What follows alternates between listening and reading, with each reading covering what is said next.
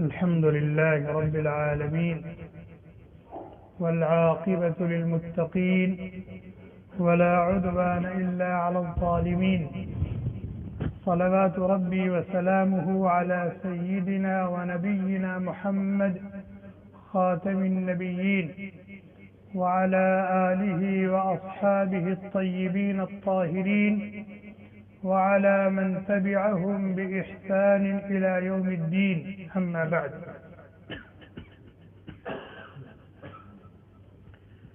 أعوذ بالله من الشيطان الرجيم. بسم الله الرحمن الرحيم.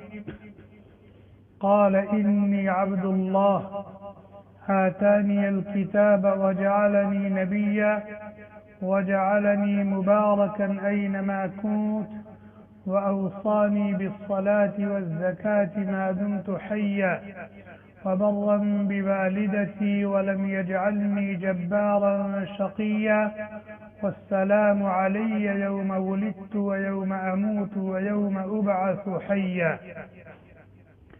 وقال تعالى وما قتلوه وما صلبوه ولكن شبه لهم وإن الذين اختلفوا فيه لفي شك منه ما لهم به من علم إلا اتباع الظن وما قتلوه يقينا بل رفعه الله إليه وكان الله عزيزا حكيما.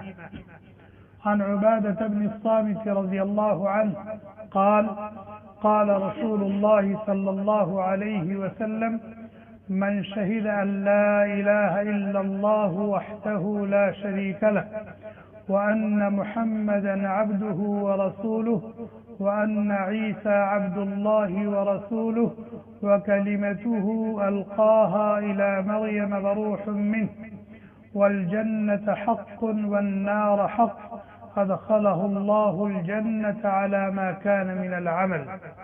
رواه البخاري ومسلم. وعن أبي هريرة رضي الله عنه قال قال رسول الله صلى الله عليه وسلم وإنه نازل فإذا رأيتموه فاعرفوه رجلا مربوعا إلى الحمرة والبياض عليه ثوبان مسمران كأن رأسه يقطر ولم يصبه بلل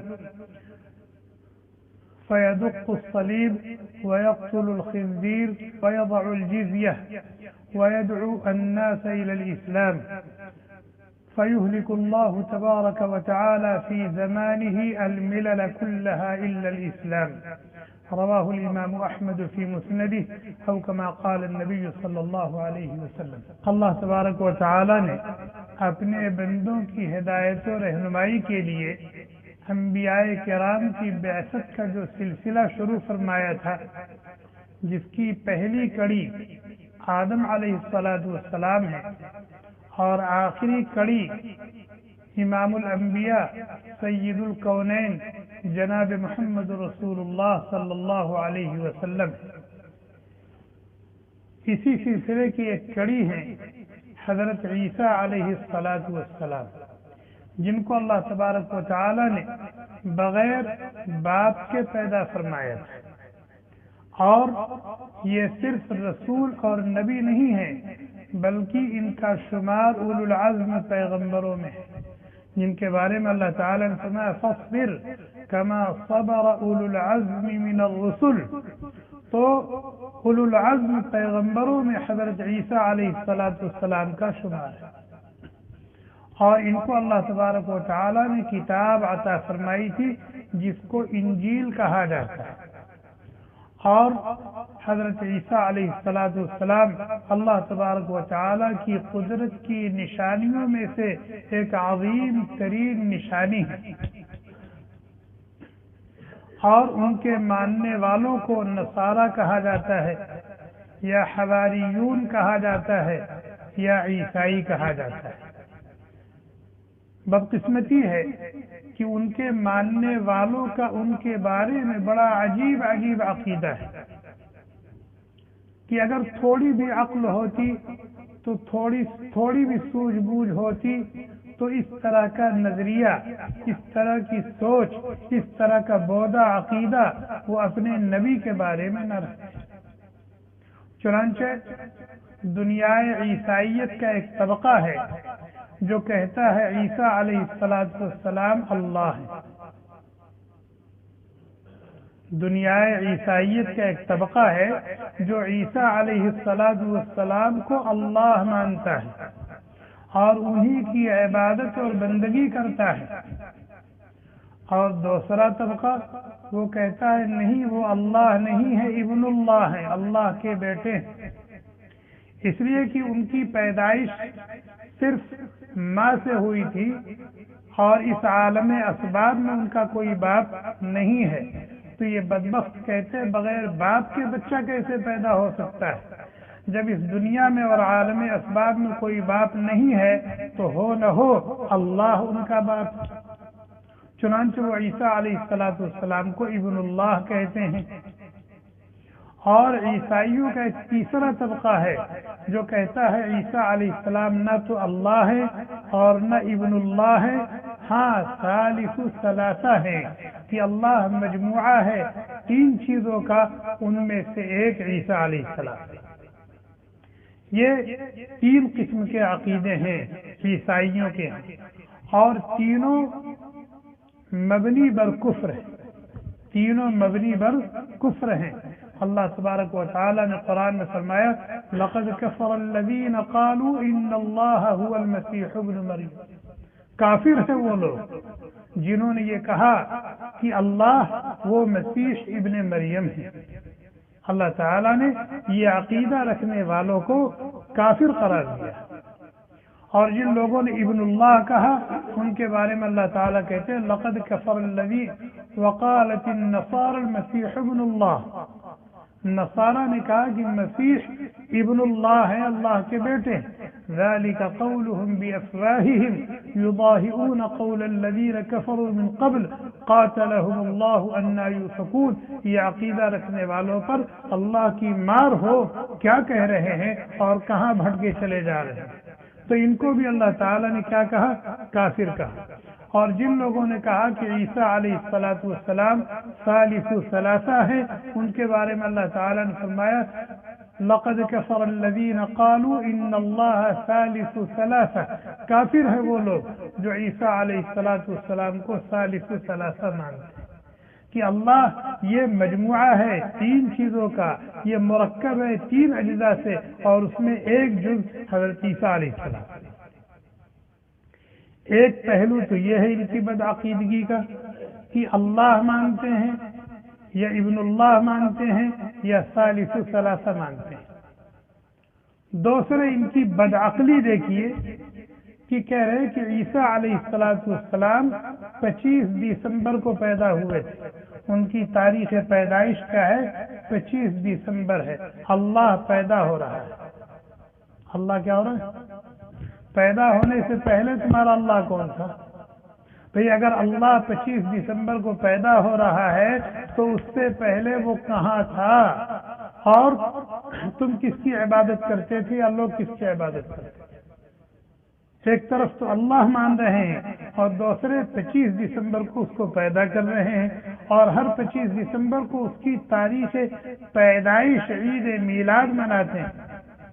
اور عیسائیوں کے ہاں دو روایتیں ہیں عیسیٰ علیہ السلام کی پیدائش کے بارے میں، ایک تو 25 دسمبر اور دوسرا طبقہ عیسائیوں کا ہے جو 7 جنوری مانتا ہے، لیکن عیسیٰ علیہ السلام کی تاریخ پیدائش 25 دسمبر کو ہے، اس کے قائلین زیادہ ہیں۔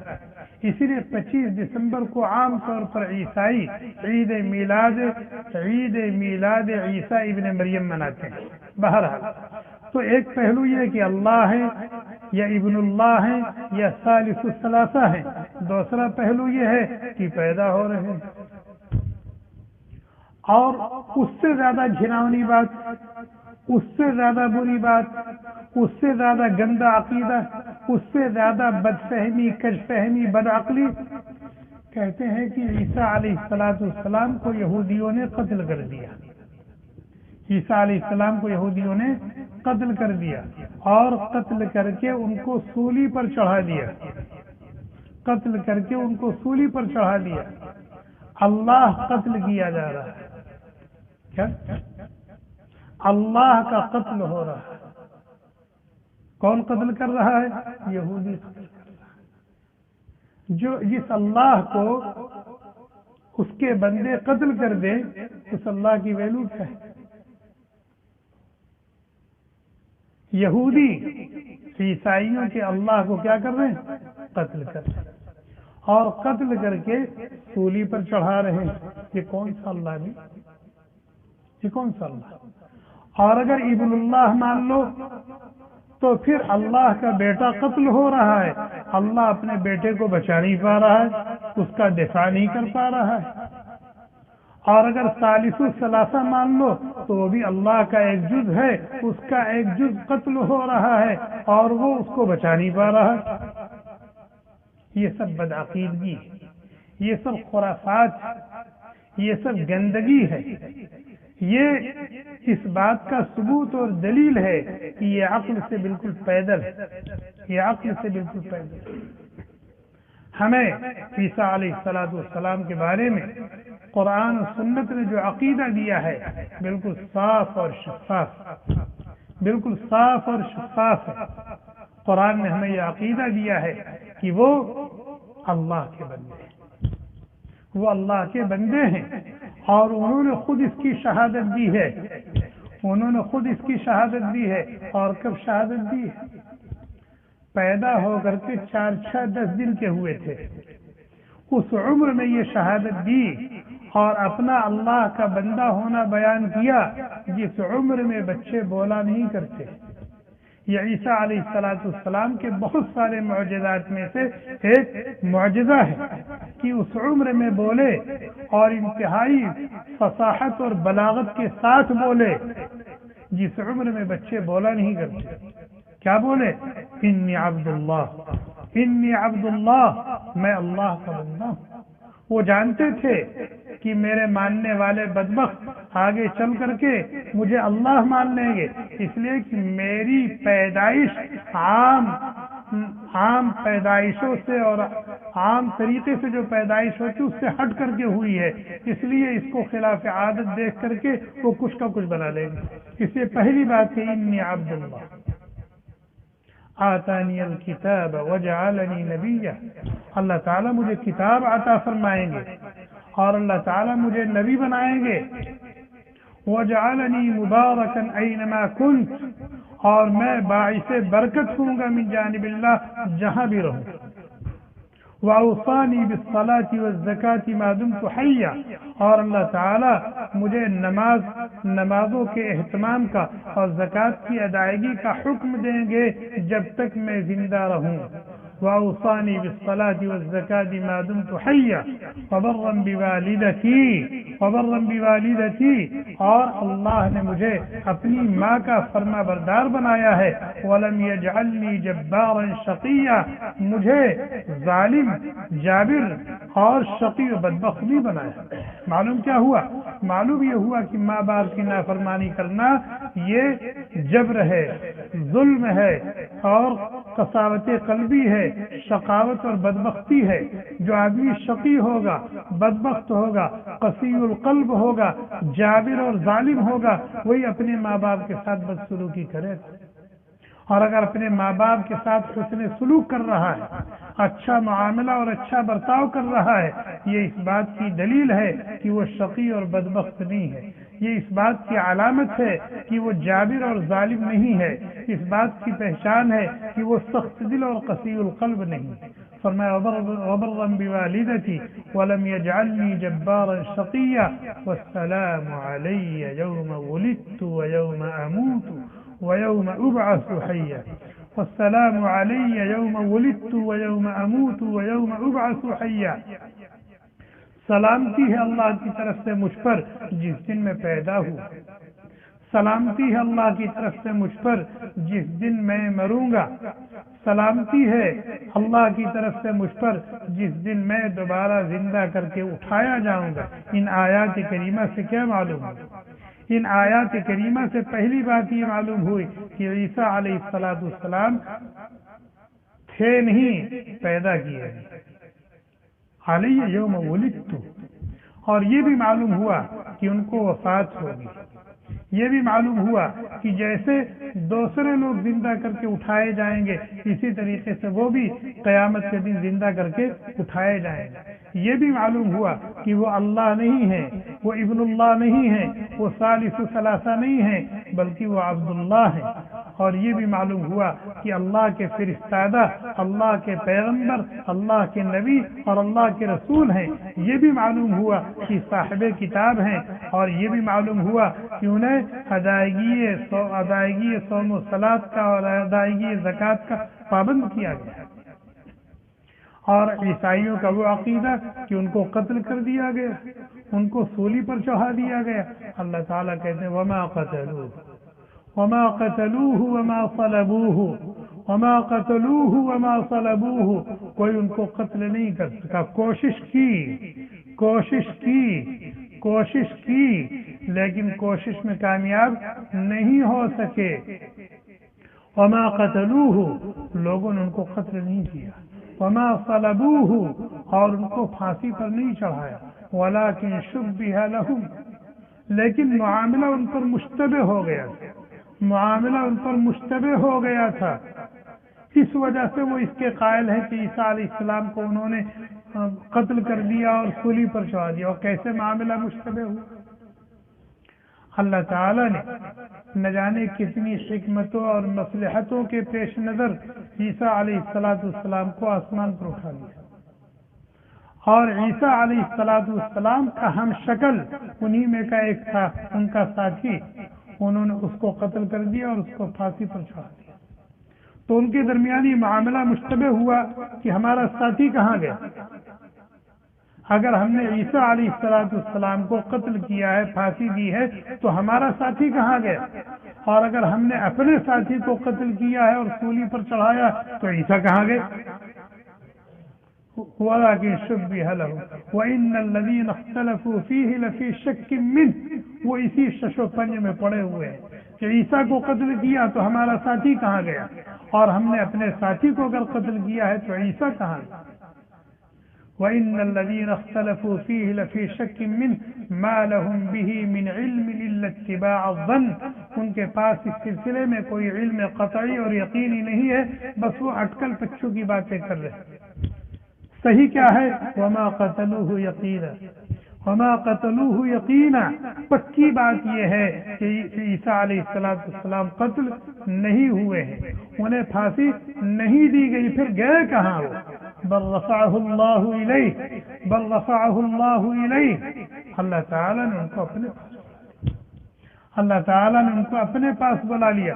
چنانچہ احادیث مبارکہ سے معلوم ہوتا ہے کہ عیسیٰ علیہ السلام چوتھے آسمان پر زندہ سلامت ہے، چوتھے آسمان پر زندہ سلامت ہے۔ کیسے اٹھا لیا؟ کیوں اٹھا لیا؟ کیسے اٹھا لیا؟ آسمان، اس زمانے میں نہ راکٹ تھے، نہ ہوائی جہاز تھے، اور نہ اس طرح کے وسائل تھے۔ چاند آسمان سے بہت نیچے ہے، زمین کے بہت قریب ہے، چاند تک جانے میں جوجن لگ جاتے ہیں۔ مریخ تک بڑی مشکل سے لوگ پہنچے ہیں، سورج تک تو اب تک نہیں، سورج تک تو اب تک رسائی نہیں ہو سکی، اور پہلے آسمان تک تو دنیا کی کوئی طاقت ہو ہی نہیں سکتی جو پہلے آسمان تک جائے۔ پھر وہ کیسے چلے گئے اس زمانے میں؟ اور چوتھے آسمان پر وَكَانَ اللَّهُ عَزِيزًا، عیسیٰ گئے نہیں تھے، عیسیٰ گئے نہیں تھے، اللہ ان کو لے گیا۔ اور جو خالق ارض و سما ہے، جو مالک بحر و بر ہے، اس کے لیے کیا مشکل ہے؟ اس کے لیے کیا مشکل ہے؟ وَكَانَ اللَّهُ عَزِيزًا، اللہ تعالیٰ زبردست ہیں، قدرت والے ہیں، غلبے والے ہیں، انہوں نے اپنی قدرت سے عیسیٰ کو اپنے پاس بلا لیا۔ کیوں بلا لیا؟ کیا دنیا میں رکھ کر کے ان کی حفاظت نہیں ہو سکتی تھی؟ اگر ان کو یہودیوں کی شرارت سے بچانا ہی تھا تو کیا دنیا میں رکھ کر کے اللہ تعالیٰ ان کی حفاظت نہیں کر سکتا تھا، ان کو بچا نہیں سکتا تھا؟ کہہ رہے نہیں، ان کو اوپر اٹھا لینے میں بہت ساری حکمتیں ہیں جن کو تم ابھی نہیں سمجھ سکتے، سمجھ جاؤ۔ وَكَانَ اللَّهُ عَزِيزًا حَكِيمًا، حکمت والے، ان کو اوپر اٹھا لینے میں بہت ساری حکمتیں۔ اس میں سے ایک حکمت بتاتا ہوں کیا حکمت؟ بہت ساری حکمت، ایک حکمت آخر زمانے میں دجال پیدا ہو، خروج دجال ہوگا، پیدا ہو چکا ہے، کہیں مقید ہے، وہاں سے نکلے گا قرب قیامت، خروج دجال، ظہور دجال ہو، اور اس کو اللہ تبارک و تعالی اتنی طاقت عطا فرمائیں گے کہ اس کے مقابلے کی سکت کسی نبی کے علاوہ کسی اور کے اندر نہیں ہوگی، اس کے مقابلے کی سکت اور اس کے شرور سے اللہ کے بندوں اور اللہ کی بندیوں کو بچانا اور اس کو ٹھکانے لگانا نبی کے علاوہ کسی اور کے بس میں نہیں ہوگا۔ اس لیے اللہ تبارک و تعالی نے اس کے علاج کے لیے حضرت عیسیٰ علیہ السلام کو زندہ رکھا ہے۔ جب وہ آئے گا اور اس کی شرارتوں اور بدماشیوں کی انتہا ہو جائے گی تو پھر اللہ تبارک و تعالی عیسیٰ علیہ السلام کو چوتھے آسمان سے اتاریں گے اور وہ آ کر کے اس کا قلع قمع کریں گے۔ یہ عیسیٰ علیہ السلام کو آسمان پر اٹھا لیے جانے کی حکمتوں میں سے ایک بڑی حکمت تھی۔ چنانچہ ابھی ایک حدیث پڑھی ہے، راوی ہیں حضرت ابو ہریرہ رضی اللہ تعالی عنہ، اللہ کے نبی علیہ السلام فرماتے ہیں وَإِنَّهُ نَازِلٌ، دیکھو عیسیٰ علیہ السلام آئیں گے۔ فَإِذَا رَأَيْتُمُوهُ فَاعْرِفُوهُ، جب تم ان کو دیکھو تو پہچان لینا۔ کیسے پہچان لیں گے؟ کہہ رہے علامت ہم بتا رہے، رجلا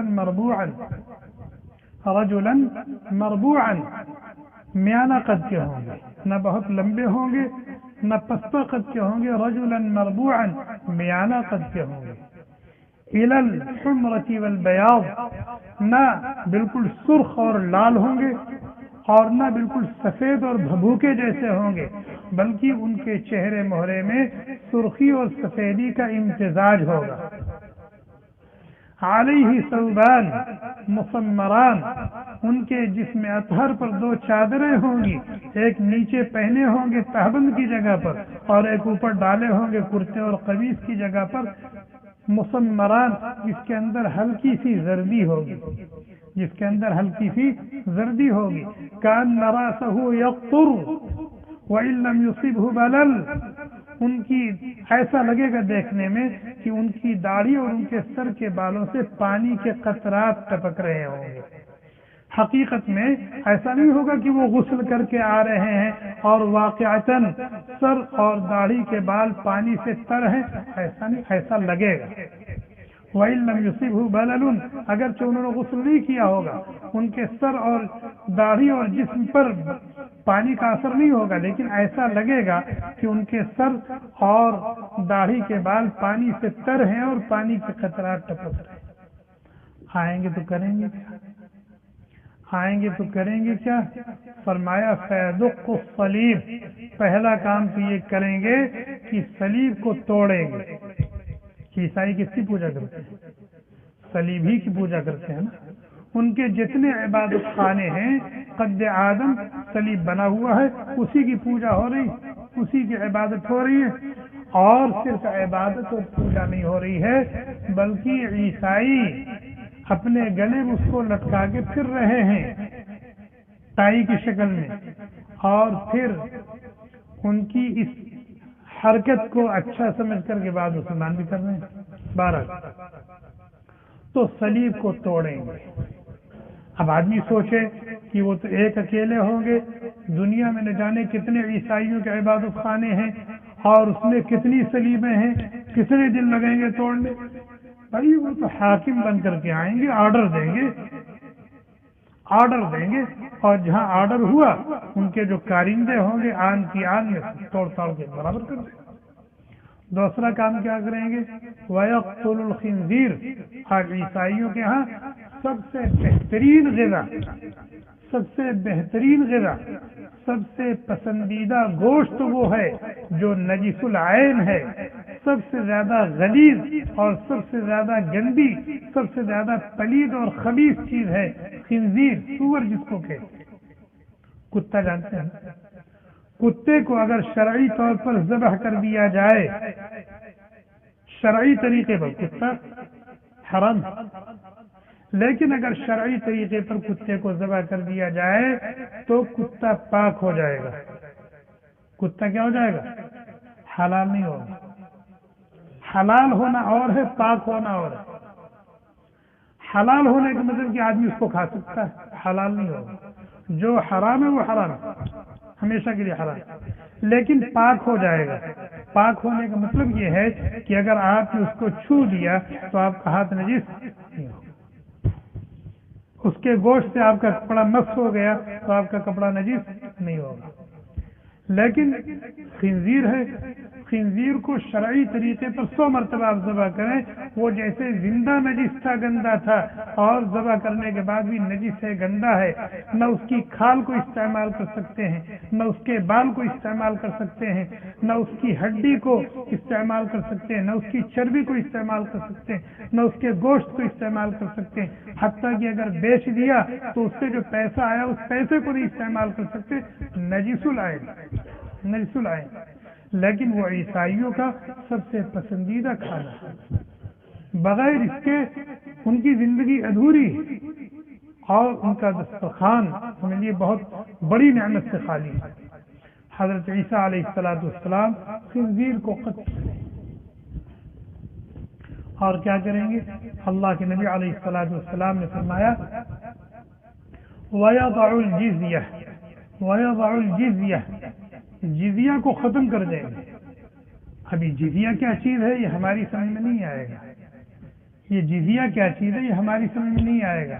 کیوں نہیں سمجھ میں آئے گا؟ اس لیے کہ ہم نے جہاد جیسا مبارک عمل چھوڑ دیا، جہاد جیسا مبارک عمل ہم نے چھوڑ دیا ہے۔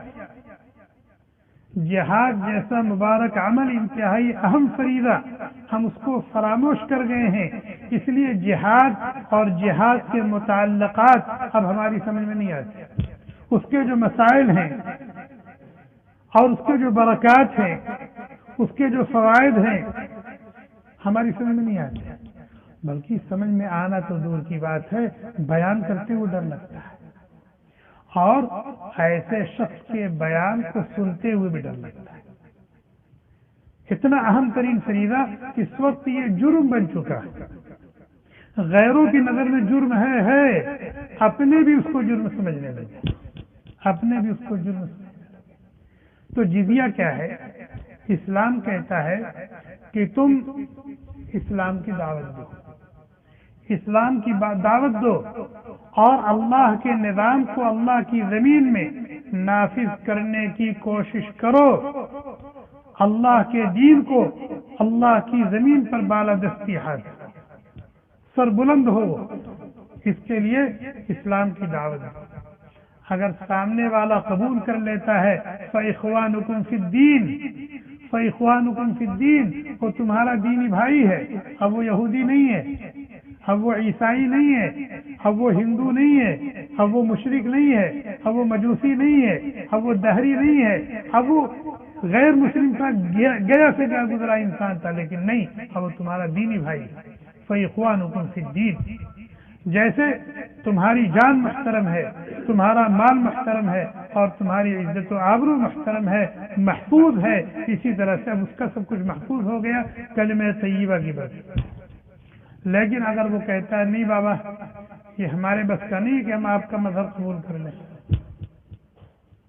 اب اس کے سامنے رکھا جائے گا ٹھیک ہے اگر تمہیں اسلام قبول نہیں ہے تو ہماری ماتحتی قبول کرو، ہمارے ماتحت ہو کر کے رہو، کبھی ہمارے سامنے سر نہ اٹھانا، کبھی ہم سے آنکھیں نہ ملانا، کبھی ہمارے سامنے لمبی لمبی بول مت بولنا، ہمارا جو نظام ہے اس نظام کو قبول کرو، اس کے ماتحت رہو، اپنے مذہب کے مطابق عمل کرو، لیکن تمہیں ٹیکس دینا پڑے گا، جزیہ، تمہیں ٹیکس دے کر کے رہنا پڑے گا، یہ ہے جزیہ۔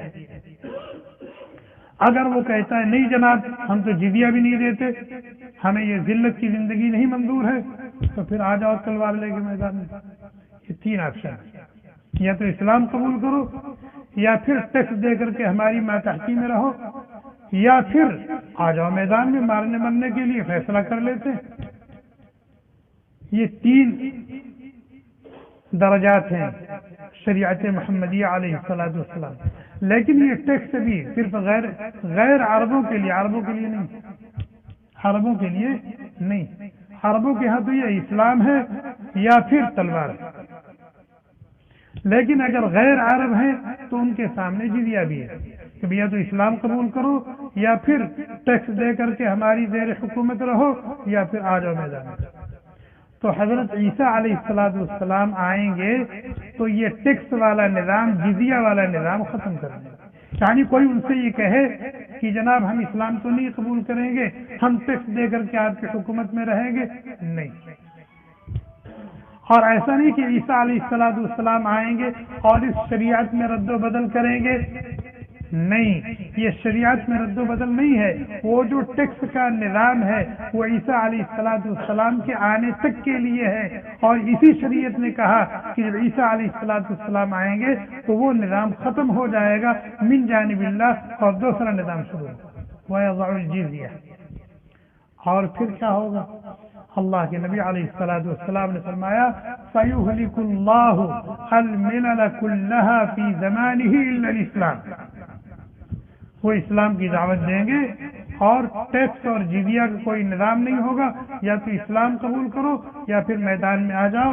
نتیجہ یہ ہوگا یہودیت کا جنازہ نکل جائے گا، عیسائیت کا جنازہ نکل جائے گا، مجوسیت کا جنازہ نکل جائے گا، دہریت کا جنازہ نکل جائے گا، اور اسی طرح سے شرک اور کفر کا بیج نہیں رہے گا۔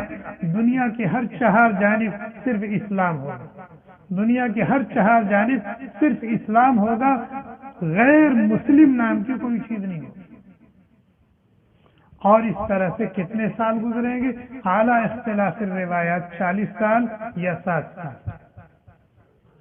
اس زمین کی خوش نصیبی ہوگی کہ کفر کا بیج نہیں ہوگا، کوئی اللہ کے غیر کی عبادت اور بندگی کرنے والا نہیں ہوگا۔ تو گفتگو کیا ہو رہی تھی کہ عیسیٰ علیہ السلام اولو العزم پیغمبر ہے، اور کسی شخص کے مومن اور مسلمان ہونے کے لیے جس طرح جناب محمد رسول اللہ صلی اللہ علیہ وسلم پر ایمان لانا اور ان کی ختم نبوت کو دل کی گہرائیوں سے ماننا ضروری ہے، اسی طرح سے عیسیٰ علیہ السلام کی نبوت پر ایمان لانا بھی ضروری ہے۔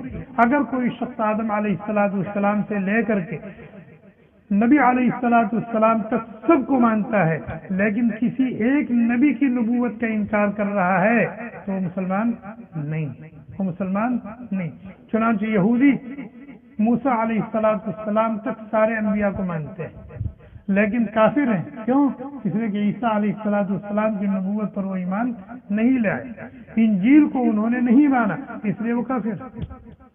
اسی طرح سے عیسیٰ علیہ السلام تک آدم علیہ السلام سے لے کر تمام انبیاء کو مانتے ہیں، تمام کتابوں پر ایمان رکھتے ہیں، لیکن کافر کے کافر ہیں، اس لیے کہ محمد رسول اللہ صلی اللہ علیہ وسلم کو انہوں نے نہیں مانا، ان کی نبوت اور ختم نبوت پر ایمان نہیں لے آئے، اس لیے وہ کافر ہیں۔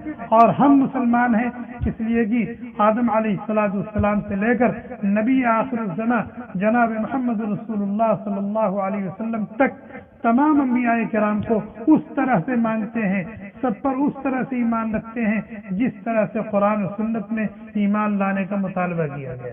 لا نفرق بین احد منہم ونحن له مسلمون۔ ہم کسی بھی انبیاء میں تفریق نہیں کرتے کہ کسی کو مانے کسی کو نہ مانے، ہم سب کی نبوت پر ایمان لاتے ہیں اور اللہ تعالیٰ کے فرمان۔ تو عیسیٰ علیہ السلام اولو العزم پیغمبر ہیں، اور ان کے بارے میں یہ جو بدعقیدگیاں ہیں ہمیں اس سے دور رہنا چاہیے۔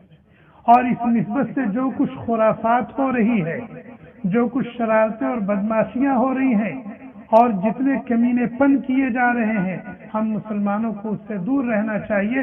بڑے افسوس کی بات، بڑے دکھ اور بڑے قلق کی بات ہے کہ ہماری عید کے تہوار میں کوئی غیر مسلم ہمارے ساتھ شریک ہوتا ہے؟ بھئی آپ کی خوشی ہوتی ہے، آپ کا تہوار ہوتا ہے، آپ عید کے دن 2 رکعت نماز پڑھتے ہیں، کسی غیر مسلم کو دیکھا کہ آپ کے ساتھ آپ کی خوشی میں شریک ہو رہا ہو اور نماز پڑھ رہا ہو؟ عید الاضحیٰ میں آپ 2 رکعت نماز پڑھتے ہیں، اللہ کی رضا کے لیے جانور قربان کرتے ہیں، کبھی کسی غیر مسلم نے آپ کے اس تہوار میں آپ کی اس خوشی میں شرکت کی ہے کہ وہ بھی لا کر کے جانور ذبح کر رہا ہو؟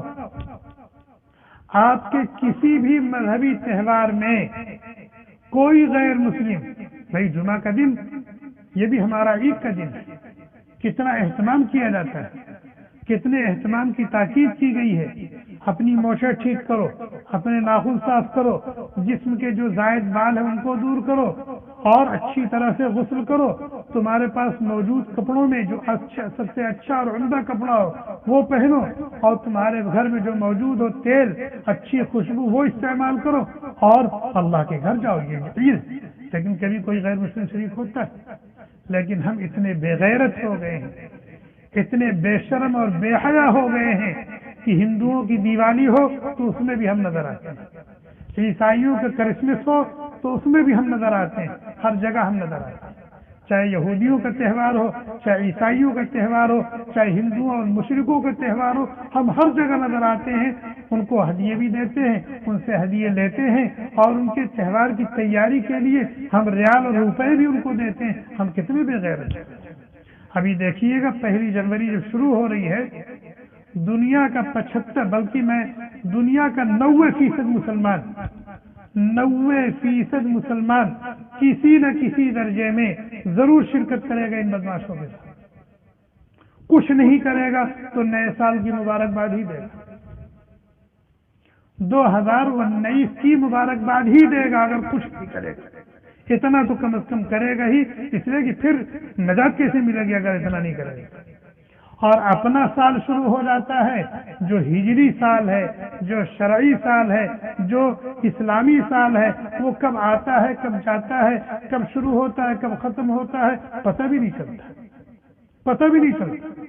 اور جو عیسائی سال ہے، میلادی سال ہے، انگریزی سال ہے، اور جس سے نہ جانے کتنی بدعقیدگیاں وابستہ ہیں، ہماری اس میں شرکت بھرپور ہوتی ہے، اور اس کی وجہ سے کتنے حادثات رونما ہوتے ہیں، کتنی بلائیں ٹوٹتی ہیں، اور کیسی کیسی خرافات، کیسی کیسی گندگیاں، کیسے کیسے اخلاق سوز کام، الامان الحفیظ، الامان الحفیظ ان کے اپنے گھروں میں ہو، ان کے اپنے ملکوں میں ہو، لیکن ہمارے ملکوں میں وہ کرتے ہیں اور ہم ان کے ساتھ شریک ہیں، ہمارے ملکوں میں کرتے ہیں، ہمارے ملکوں میں کرتے ہیں، اور ہماری سرپرستی میں کرتے ہیں، اور ہمارے تعاون سے کرتے ہیں۔ یہ دکھ کی بات نہیں، یہ شرم کی بات نہیں، اللہ تعالیٰ ہمیں سمجھ آتا ہے، اللہ تعالیٰ ہمیں سمجھ آتا ہے۔ میں ایک چھوٹی سی حدیث سنیں، اللہ کے نبی علیہ الصلوۃ والسلام نے فرمایا لَتَتَّبِعُنَّ سُنَنَ مَنْ قَبْلَكُمْ لَتَتَّبِعُنَّ سُنَنَ مَنْ قَبْلَكُمْ شِبْرًا بِشِبْرٍ وَذِرَاعًا بِذِرَاعٍ، تم لوگ ضرور بھی ضرور قدم بقدم چلو گے، ان کی نقلیں اتارو گے، جو دنیا کے ذلیل ترین لوگ ہوں گے، جو دنیا کے ذلیل ترین لوگ ہوں گے، یہود دنیا کی ذلیل ترین قوم، اور جس کو اللہ نے ذلیل کہا وہ کتنا ذلیل ہوگا، نصارہ دنیا کے گمراہ ترین لوگ، ضال جس کو اللہ نے ضال کہا وہ کتنا ضال اور گمراہ ہوگا۔ فرمایا تم ان کے قدم چاٹو گے، شبرن بشبرن، بالش در بالش، ذراع در ذراع، مکمل پیروی کرو گے، کھانے میں، پینے میں، پہننے میں، اوڑھنے میں، چلنے میں، پھرنے میں، سونے میں، جاگنے میں، خوشی میں، غمی میں، ان کے پیچھے چلو، حتی لو دخلوا جحر ضب، اگر ان میں کا کوئی نادان، کوئی احمق، کوئی گدھا کسی گوہ کی بل میں گھسنے کی کوشش کی ہوگی، گوہ جانتے ہیں نا، سانڈ، اس کی بل میں کوئی انسان جا سکتا ہے؟ لیکن ہمارے اندر جو شرارت آئے گی، جو گراوٹ آئے گی، اس کو اللہ کے نبی علیہ السلام نے 1400 سال پہلے بیان کیا کہ ان میں کے کسی گدھے نے اگر اتنی احمقانہ حرکت کی ہوگی کہ وہ ضب کی گوہ کی بل میں جانے کی کوشش کی ہوگی تو تم بھی پیچھے نہیں رہو گے، تم بھی وہ کام کرو گے۔ ان میں کے کسی بدبخت نے اپنی ماں کے ساتھ اپنا منہ کالا کیا ہوگا تو تم بھی پیچھے نہیں رہو گے، تم بھی کرو گے۔ آدمی یہ سوچے کہ جب اللہ کے نبی کہہ کے گئے ہیں تب تو ہوگا ہی، اس میں اس کے خلاف تو نہیں ہو سکتا۔ نہیں، اللہ کے نبی اس لیے نہیں کہہ کے گئے ہیں کہ تم اپنے آپ کو حالات کے رحم و کرم پر چھوڑ دو کہ یہ بات تو اللہ کے نبی کہہ کے گئے تھے پھر تو ہوگا ہی۔ نہیں، اس لیے کہہ کے گئے ہیں کہ تم اپنے آپ کو بے غیرت ہونے سے بچاؤ، تم اپنے آپ کو بے حمیت اور بے دین ہونے سے بچاؤ۔ اس طرح کے حالات پیدا ہوں گے لیکن تم اس کا شکار مت ہونا، تم اس کا شکار مت ہونا۔ اور اس طرح کی قرآن کریم کی بہت ساری آیات ہیں جن کے اندر اللہ تعالیٰ نے منع کیا ہے کہ یہود و نصارہ اور غیروں کے نقش قدم پر نہ چلو، بلکہ اللہ کے نبی علیہ السلام اور صحابہ کرام تو اہتمام کے ساتھ ان کی مخالفت کیا کرتے تھے، ان کی مخالفت کیا کرتے تھے۔ چنانچہ جب نبی علیہ السلام کو معلوم ہوا کہ یہود 10ویں محرم کو روزہ رکھتے ہیں اور ہم بھی رکھتے ہیں مسلمان، تو تشبہ لازم آ رہا ہے، عبادت ہو رہی، عبادت میں تشبہ ہو رہا ہے کہ وہ بھی روزہ رکھے ہوئے ہم بھی روزہ رکھے ہوئے۔ اللہ کے نبی نے فرمایا ان کی مخالفت کرنی ہے، وہ صرف 10ویں تاریخ کا روزہ رکھتے ہیں، ہم 9 اور 10 رکھیں تاکہ ان سے مشابہت نہ لائے۔ ہمارے نبی نے تو اتنا اہتمام کیا، اتنا اہتمام کیا، اور ہم کیا کر رہے ہیں؟ ہمیں اس پر توجہ دینی چاہیے اور ہوش کے ناخن لینے چاہیے، اپنے آپ کو اس قسم کی ناشائستہ حرکتوں سے دور رکھنا چاہیے، بچانا چاہیے۔ اور ہمارے جو ماتحت ہیں، ہماری بیوی ہیں، ہمارے بچے ہیں، بھائی بہن ہیں، اور حکمت کے ساتھ اپنے ساتھیوں کو، دوست احباب کو یہ باتیں بتائی جائیں اور اس کی نزاکت کو سمجھایا جائے، بتایا جائے، اور دور رہنے اور دور رکھنے کی کوشش کی جائے۔ اللہ تعالیٰ سے توفیق مانگی جائے، اللہ تعالیٰ سے ہمت اور حوصلہ مانگا جائے، اور جب ہم اس طرح کریں گے تو اللہ تعالیٰ ہم سب کی حفاظت فرمائے۔ اللہ تعالیٰ ہمارے اس کہنے سننے کو قبول فرمائے، اپنی مرضیات پر چلائے، نہ مرضیات سے بچائے، ہم سب سے ہمیشہ ہمیشہ کے لیے راضی اور خوش ہو، مکمل طور پر نبی کریم صلی اللہ علیہ وسلم کا اتباع کرنے کی توفیق، کتاب و سنت کا دل دادا بنا دے، اور غیروں کے نقش قدم پر چلنے سے، ان کی پیروی کرنے سے اور ان کے مذہبی تہواروں میں شرکت کرنے سے، کسی بھی طرح سے حصہ لینے سے اللہ تعالیٰ ہم سب کی حفاظت فرمائے۔ اللہ تعالیٰ ہم سب سے ہمیشہ ہمیشہ کے لیے راضی اور خوش ہو، جب تک دنیا میں رکھیں ایمان کے ساتھ اور اعمال کے ساتھ رکھیں، جب دنیا سے لے جائیں خاتمہ بالخیر نصیب فرمائے، اپنا بنا کے رکھیں، اپنا بنا کے اپنے پاس بنا لیں۔ سبحانك اللهم وبحمدك ونشهد أن لا إله إلا أنت ونستغفرك ونتوب إليك سبحان ربك رب العزة عما يصفون وسلام على المرسلين. Thanks for watching. Don't forget to like, comment, share and subscribe to Al Wahid channel.